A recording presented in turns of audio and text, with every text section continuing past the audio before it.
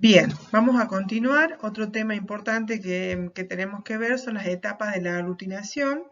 Es importante para el entendimiento de las reacciones inmunohematológicas que podemos ver.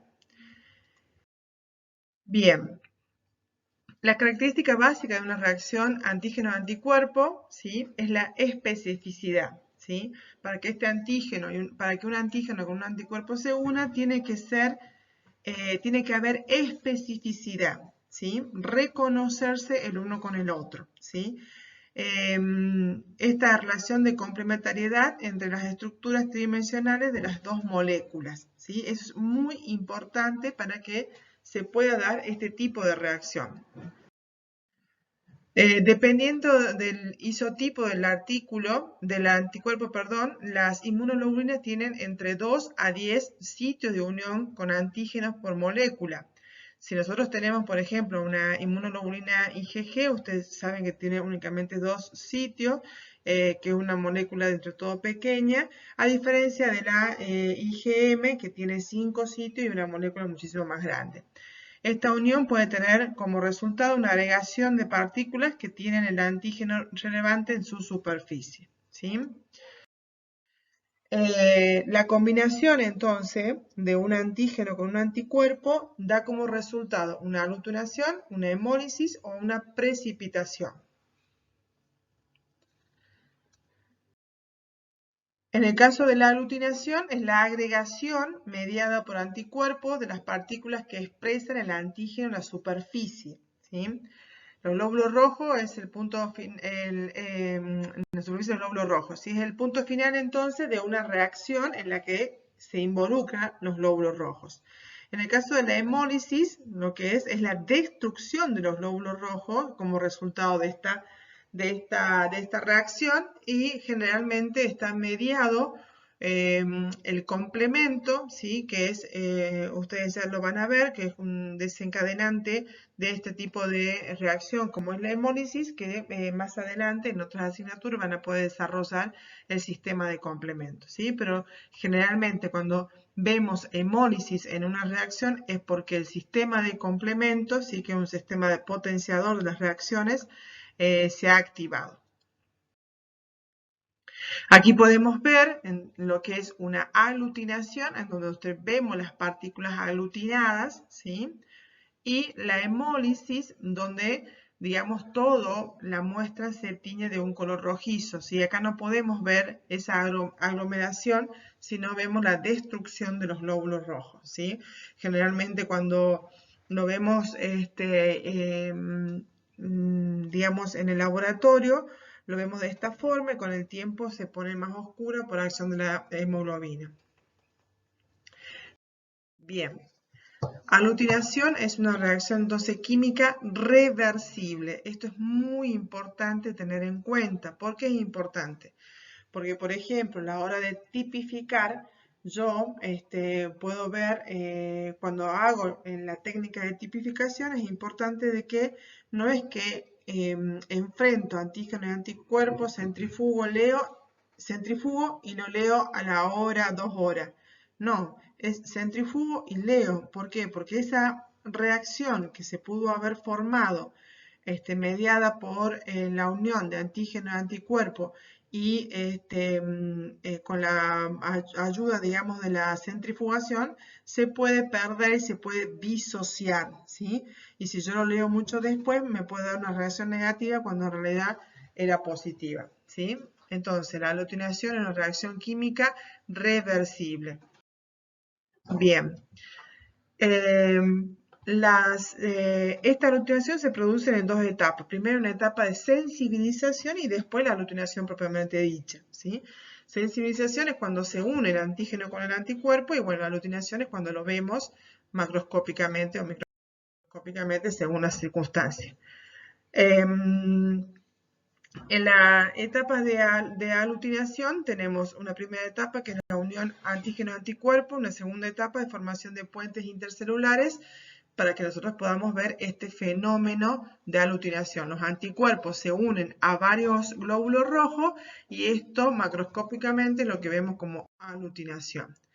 En la primera etapa, entonces, está influenciada por variables. Es importante de saber que son diferentes las variables, entre las que tenemos la temperatura, la afinidad entre el antígeno y el anticuerpo. La temperatura, ¿por qué es importante? Porque hay anticuerpos que reaccionan mejor a temperaturas menores a los 37 grados centígrados, como es el caso de las inmunoglobulinas IgM, y anticuerpos que reaccionan mejor a temperatura, digamos, de 37 grados centígrados, como es en el caso de las IgG, ¿sí? Afinidad entre antígeno y anticuerpo, ¿sí? Tiene que ver con la constante de equilibrio, esa asociación mutua entre antígeno y la velocidad de reacción. Otro factor que es importante es el pH, ¿sí? Toda modificación en las uniones electrostáticas van a variar también en el pH, siendo el óptimo, por supuesto, siempre el neutro de 7. La proporción antígeno y anticuerpo también es muy importante, ¿sí? Muy importante, ya que se pueden producir diferentes fenómenos que se llama prozona y poszona, ¿sí? Dependiendo de la cantidad de anticuerpos o la cantidad de este antígeno. Por eso, cuando nosotros hacemos alguna técnica en el laboratorio, es importante respetar estas proporciones. Como por ejemplo, cuando hacemos grupo sanguíneo, tenemos que preparar una dilución del glóbulo rojo del 2 al 5%, ¿sí? Si lo hacemos de menos o de más, ¿sí? Esto puede variar y formar estos fenómenos. En el caso del exceso de anticuerpos se llama efecto prozona, ¿sí? Ustedes ven que los anticuerpos rodean a todos los antígenos, se hacen como los encapsulan y no permiten que se pueda provocar una aglutinación.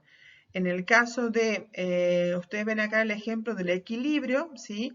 Se permite que un anticuerpo se una a dos glóbulos rojos y puedan provocar el fenómeno ¿sí? de aglutinación. Y en el caso de que exista exceso de antígeno, que son estos glóbulos rojos que ustedes están viendo acá, ¿sí? Estos glóbulos rojos, hay un exceso de antígeno y pocos anticuerpos, lo único que pueden hacer es unirse a un antígeno de forma dispersa y no verse la reacción. Por eso siempre es importante el poder respetar las proporciones en cada una de las técnicas. Otra variable que hay que tener en cuenta es la potencia iónica del medio, ¿sí? Ustedes saben que hay una fuerza iónica que siempre está dada por la membrana del glóbulo rojo con el ácido ciálico, que es una carga negativa, y por digamos, el medio, que tiene una carga positiva. Entonces, para algún tipo de reacción es importante utilizar específicamente algunos elementos, que es lo que vamos a ver, para poder disminuir ya sean las cargas negativas o las cargas positivas, para que permita esta unión antígeno y anticuerpo. Otro factor que es importante es el tiempo de incubación, que es el tiempo necesario para alcanzar este equilibrio entre antígeno y anticuerpos. En el caso de la segunda etapa, que está formado o es importante el potencial Z, ¿sí? La densidad de antígenos del antígeno, es decir, la cantidad de antígeno por hematíe y la clase de inmunoglobulina, ¿sí? Para poder potenciar las reacciones, ¿sí? Como veíamos recién, es necesario a veces modificar este tipo de medio en el que están suspendidos los glóbulos rojos, y para poder permitir la acción o la unión con los anticuerpos. Hay diferentes, digamos, medios o sustancias para poder lograr y beneficiar la sensibilización y aglutinación en el caso de la unión antígeno y anticuerpo, como lo pueden ser, por ejemplo, algunas enzimas proteolíticas o el mismo suero antiglobulino, que es el suero de Coombs, ¿sí? Que después lo vamos a ir viendo, ¿sí? Bien, En el caso de las soluciones y reactivos más utilizados en inmunomatología, es importante saber que la solución fisiológica se utiliza como medio para suspender o para lavar los glóbulos rojos hematíes, ¿sí? La albúmina ha sido utilizada en algún momento, ¿sí? Y en algunos lugares por falta de algún otro elemento, se lo usa como un potenciador, ¿sí? Ya que favorece la disminución, digamos, de las cargas positivas del medio, ¿sí? Después tenemos soluciones enzimáticas, proteolíticas, en la que estas actúan a nivel de la membrana del glóbulo rojo, ¿sí? Estas enzimas, y van disminuyendo la carga negativa que tiene esta membrana, ¿sí?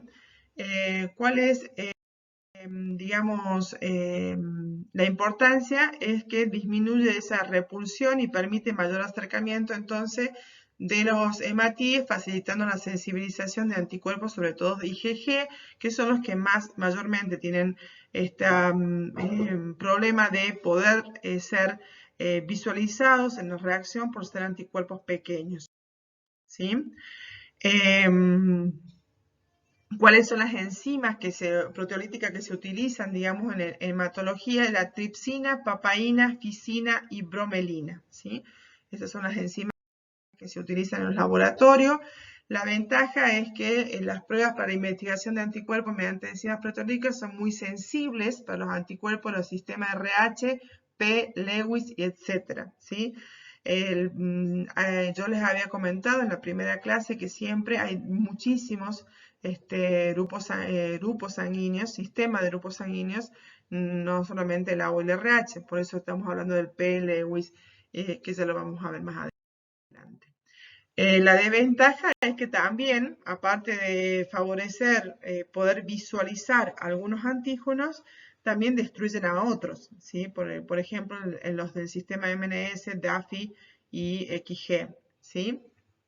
Y tienden a dar resultados falsos positivos si los glóbulos rojos se tratan excesivamente, ¿sí? Porque por ahí nosotros vamos a ver una hemólisis pensando que hubo una reacción antígeno y anticuerpo, pero en realidad hubo un exceso de esta enzima que le provocó, no por la presencia de un antígeno y anticuerpo la reacción, sino por el exceso de las enzimas, terminamos destruyendo el glóbulo rojo. Después tenemos una solución salina de baja fuerza iónica que se denomina LIS, ¿sí? Solución de baja fuerza iónica, lo que, como dice, ayuda a disminuir la fuerza iónica del medio en los que están suspendidos los glóbulos rojos, por lo tanto, ayuda a disminuir las cargas positivas del medio, favoreciendo así la unión, ¿sí? Ustedes van a ver con una solución salina, que es, por ejemplo, isotónica, como es la solución fisiológica, cómo están las cargas negativas. Entonces, a más cargas negativas y positivas, ¿sí? Hay una fuerza de repulsión, que es lo que se llama o denomina potencial Z, esa fuerza de repulsión creada por las cargas negativas de la membrana y las cargas positivas del medio, ¿sí? Y aquí, cuando le ponemos LIS, esas cargas negativas disminuyen, por lo tanto, permite el acercamiento del anticuerpo al antígeno, ¿sí?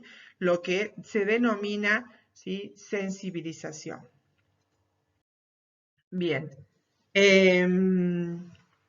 Para que ustedes vean, la cantidad de iones positivos, ¿sí?, que tienen LIS es de 0,03 moles, a diferencia, ¿sí?, de la solución salina que tiene 0,17 moles, ¿sí? Todo esto para que ustedes se imaginen, ¿sí?, la carga positiva que tienen cada uno de los dos, ¿sí? Bien. La solución, entonces, la unión antígeno-anticuerpo permite entonces o beneficia al proceso de sensibilización, ¿sí? Se ha reportado que el LIS permite aumentar hasta 1000 veces la afinidad antígeno-anticuerpo. Por lo tanto, es la solución que se utiliza mayormente para todas las determinaciones en inmunohematología como potenciador.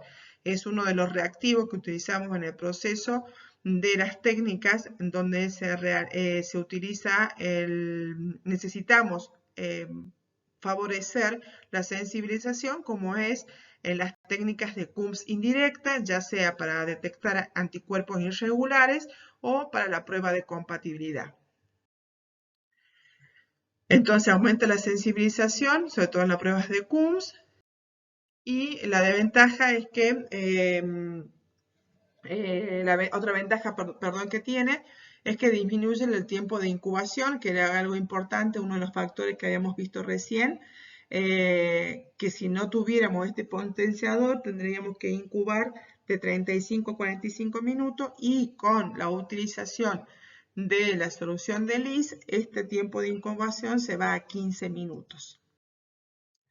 Bien, la desventaja es que debe ser sometido a un eritrocito de control de osmolaridad para evitar la fijación inespecífica del complemento y que las muestras que son tratadas con Liss o las que nosotros resuspendemos en Liss, porque Liss